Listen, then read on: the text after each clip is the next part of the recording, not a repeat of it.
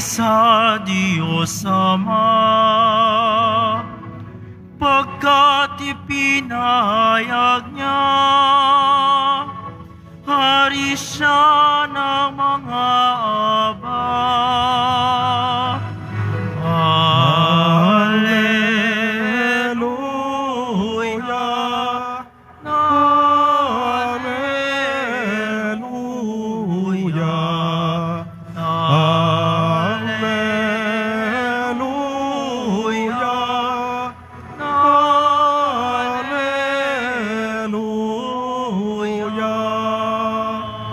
Sumainyo ang Panginoon.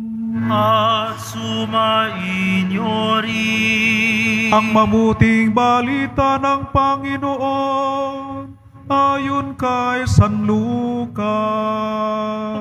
Papuri sa iyo, Panginoon.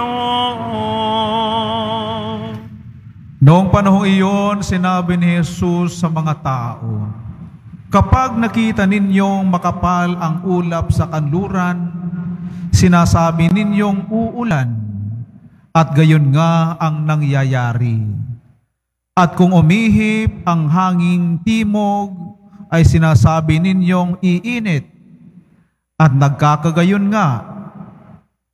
Mga mapagpaimbabaw, marunong kayong bumasa ng palatandaan sa lupa at langit. Bakit hindi ninyo mabasa ang mga tanda ng kasalukuyang panahon? Bakit hindi ninyo mapagpasyahan kung alin ang matuwid? Kapag isinakdal ka sa hukuman, makipag-ayos ka sa nagsakdal habang may panahon pa. Baka kalad ka rin kanya sa hukuman at ibigay ka ng hukom sa tanod at ipabilanggo ka naman nito. Sinasabi ko sa inyo, hindi ka makalalabas doon hanggat hindi mo nababayaran ang kahuli-hulihang sentimo. Ang mabuting balita ng Panginoon.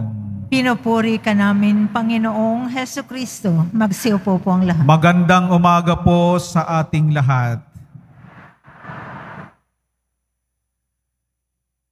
Sa ating ebanghelyo po ngayon ay praktikal na payo ang inilalahad ni Jesus batay sa pang-araw-araw na karanasan ng mga taong kanyang kausap. Kausap ni Jesus, mga kapatid, sa ating ebanghelyo ang mga tao na may kamalayan, awareness sa pagbabago ng klima, mga palatandaan sa pagbabago ng klima. Ngunit, yung parehong kamalayan ay inaasahan sana ni Kristo na gagamitin nila upang makilala siya bilang Mesiyas na nasa kanilang harapan. Kaya nga po sabi ng Panginoon, marunong kayong bumasa ng palatandaan sa lupa at sa langit. Bakit hindi ninyo mabasa ang mga tanda ng kasalukuyang panahon? Ano po yung mga tandang tinutumbok ng Panginoon sa kasalukuyang panahon? At ito po yung pagtugma ng kanyang ginagawa doon sa pangako ng Mesiyas na nasusulat sa aklat ni Isaías, Kapitulo 6. At ito naman din po ay kaniyang binasa. Ano po? Ayon sa aklat ni Lucas. Ano po ito? Ito yung bersikulo na nagsasaad, ang Espiritu ng Panginoon ay sumasa akin, sapagkat hinirang niya ako upang ipangaral sa mga mahihirap ang magandang balita. Di ba't nangangaral si Jesus? Ipahayag sa mga bihag na sila'y lalaya. Mga bulag ay makakikita. Di po ba nagpapagaling si Jesus ng mga bulag? Palayain ang mga inaapi. Pinagtatanggol niya ang mga balo, mga bata, mga mahihina. at ipahayag na darating na ang panahon ng pagliligtas ng Panginoon.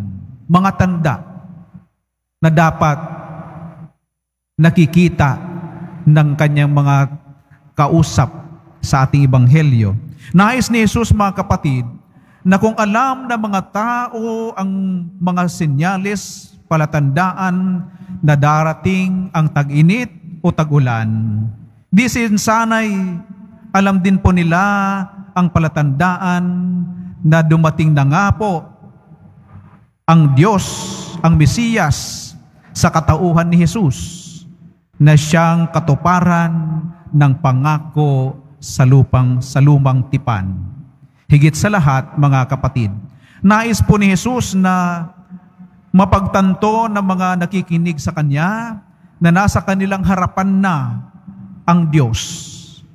Siya sa mamagitan ni Jesus ay nakikisalamuha ang Diyos sa kanila. Nakikisaya sa kasalan sa Kana, nakidalamhati sa pagkamatay ni Lazaro, nahahabag sa mga taong lupaypay at nagugutom, at nakikisalo sa mga makasalanan.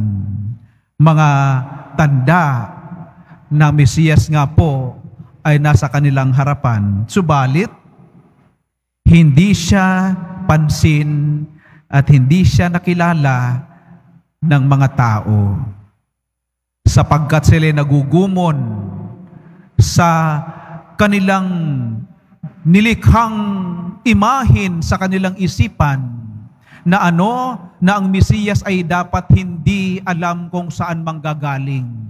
Kilala si Jesus na taga Nazaret. Kaya para sa kanila, hindi tugma ang si Jesus sa imahin ng Diyos na kanilang nilikha sa kanilang isipan. Ano pa na dapat hindi po galing sa isang payak na lugar ang Mesiyas, si Jesus, nilalait nila sapagkat galing sa Nazaret. Mayroon bang magandang mangyayari sa Nazaret para sa kanila? Ano pa ay para sa mga tao, mga Hudyo, ay dapat hindi po nila kilala ang mga kamag-anak ng Mesiyas na darating. Kilala po nila ang kamag-anak at magulang ni Jesus. Kaya hindi po tugma sa kanilang nilikhang imahin, sa kanilang isipan, ang Mesiyas na kanilang kasalamuha. Kaya bagamat gumagawa si Jesus ng mga tanda, tugma sa pangako na darating ng Mesiyas sa lumang tipan, hindi po nila pansin na siya na nga po ang Mesiyas. Mga kapatid, ganun din po. Tayo ay ginaganyak, inaanyayahan na gamitin ang ating kamalayan, awareness sa presensya ng Diyos sa ating buhay. At wag po tayong gumawa ng sariling imahin ng Diyos at pipilitin nating tumugma ang ginagawa ng Diyos sa ating buhay, sa ating kathang isip na Diyos. Sapagkat ang totoo, nakikisalamuha magpahanggang ngayon at mananatiling makikisalamuha ang Diyos sa atin, lalo't higit sa banal na Eucharistia, mga kapatid. Wala pong pagdiriwang, wala pong pagtitipon sa buhay natin, mga Katoliko Kristiyano, na kung saan makakasalamuhan natin ang banal na Diyos. Higit sa lahat, ito'y nangyayari sa banal na Eucharistia, lalo't higit sa banal na komunyon. Nakikisalamuha ang Diyos. Ito ang aking katawan, ito ang aking dugo. Sa komunyon, katawan ni Kristo ating tinatanggap. Maghanap po kayo ng pagdiriwang sa buhay natin mula sa pagsilang hanggang kamatayan, na kung saan nakakasalamuhan natin ang Diyos mismo, ang banal na Diyos, kundi higit sa lahat dito yan sa banal na Eucharistia. Yan ang pinakauna at pinakarurok ng pakikisalamuha ni Kristo sa ating buhay pangkasalukuyan. Pangalawa, siyempre, nakikisalamuha ang Diyos sa banal na salita. Ang Biblia na siya ring pinangangaral ng simbahan, gabay natin sa ating buhay, gabay sa ating paglalakbay sa buhay na ito, nakakasalamuhan natin ng Diyos. Kaya gamitin natin ating kamalayan, kamalayan, awareness sa presensya ng Diyos, sa banal na komunyon, sa banal na misa, sa ating naririnig na salita ng Diyos.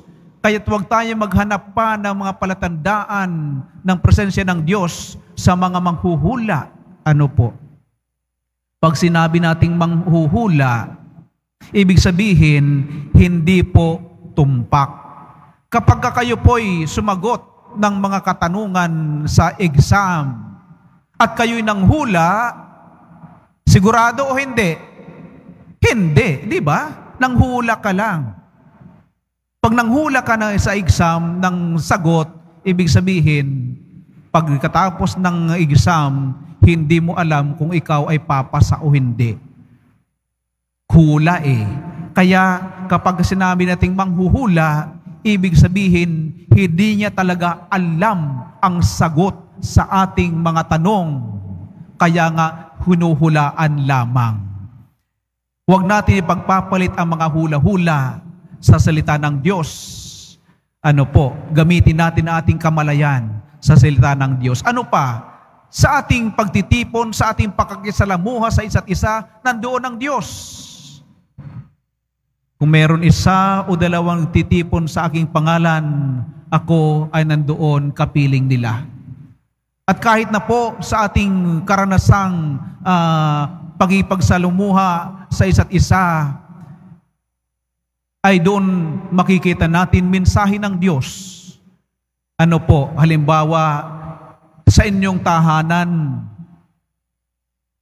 hindi kayo nagkaigihan, meron kayong misunderstanding ng inyong magulang o kaya kapatid, palatandaan ito ng maraming posibilidad, maraming bagay. Ano po? Una sa lahat, baka palatandaan yan na kulang ka ng pag-iintindi. Pag-iintindi sa iyong kaibigan o kaya sa iyong kamag-anak. Kung saan man merong hindi magandang nangyayaring ugnayan, palatandaan, kulang sa pag-iintindi, kulang sa pagtunay na pagmamahal. Kaya kunting bagay na nasabi sa iyo ay dinidibdib mo na. O kaya palatandaan din, baka naman kinakailangan pa nating mag-reach out. Ano po?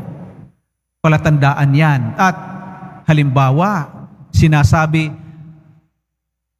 habang ako'y tumatanda, Padre, ako'y nagiging bugnutin at madaling mainis. Aba, yan ay senyalis at palatandaan na ano? Hindi ka lumalago sa iyong buhay emosyonal at spiritual. Kasi kung habang tumatanda ka at mas lalo kang bugnutin, ibig sabihin nun baliktad ang iyong pag-unlad. Hindi ka umuunlad na pasulong, kundi paurong. Ano po? Kaya mga palatandaan, ito'y mensahe ng Panginoon sa ating buhay. At kaya naman mga kapatid, wag po tayong maghanap ng iba pang mga palatandaan ng Diyos. O kaya halimbawa po, isang nag-iisip na magpakasal sa kanyang boyfriend or girlfriend. Panginoon, bigyan mo po ako ng sign na ito na nga po yung tao. Pero manghihingi ng advice sa pare, Father, mahal nga po ba ako ng aking boyfriend? Kasi po, nung mag-away kami, sinampal ako. Aba, di ba't yan ay palatandaan na gamitin ang kamalayan? Andun na yung mensahe ng Diyos na ano? Ngayon pa lang na magpapakita yan dapat ng pinakamagaling niyang ugali, na yung boyfriend, sinampal ka na. Ibig sabihin nun, pag nakasal kayo, hindi lang sampal ang dadapos sa iyo. Baka hindi lang kamay ang dadapos sa iyo. At kung lumalabas at pumapasok ka sa iyong pintuan, ngayong mag-boyfriend-girlfriend pa kayo, baka pag kayo nagsama na sa isang bubong, lalabas at papasok ka na sa bintana. Palatandaan, mga kapatid, hindi nagkukulang ang Diyos. Andyan kasalamuhan natin ang kanyang presensya. Kinakailangan lamang natin makilala ang mga tanda ng kanyang pananatili at paggabay sa ating buhay. Sa ilang saglit, dadako na muli tayo sa banal na komunyon. Napakaganda, napakalaking oportunidad na makasalamuha muli ang Diyos, mapanibago muli ang ating pananatili sa Kanya at ang Kanyang pananatili sa ating buhay. At pagka natanggap natin ang Diyos, siguruhin natin,